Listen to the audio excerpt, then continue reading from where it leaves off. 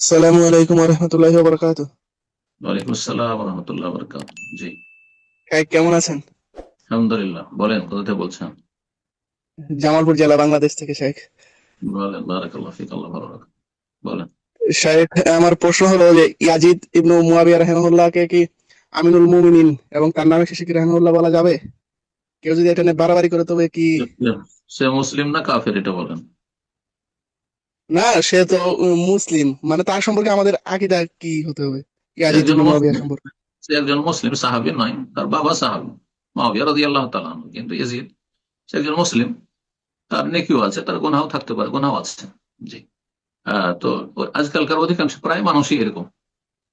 কারো এমন নয় যে একবার গুনাহ থেকে মুক্তি, এমন লোক পাওয়াই মুশকিল আছে আজকালকার জামানায়। ইয়াজিদের দ্বারা কিছু ভালো কাজও হয়েছে, কিছু অন্যায় হয়েছে।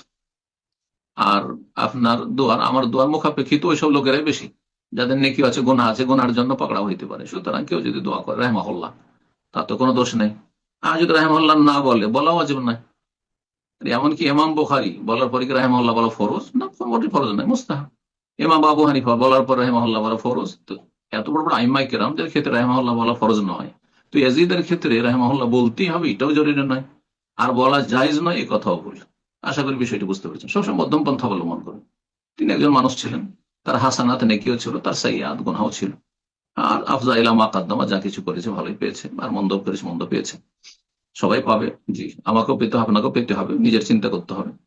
তো আল্লাহ রাব্বুল আমাদের হেফাজত করুন এবং তওবা করে সংশোধন করে রবের কাছে যাওয়ার তৌফিক দান করুন।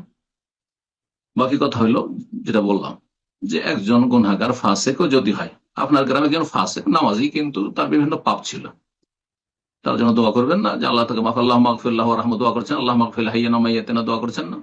আল্লাহ এর কবর আযাব দূর করে দাও, আল্লাহ এর রহম করো, একে জান্নাত দাও, দোয়া করছেন না? তো কিন্তু দোয়া করা ফরজ নয়।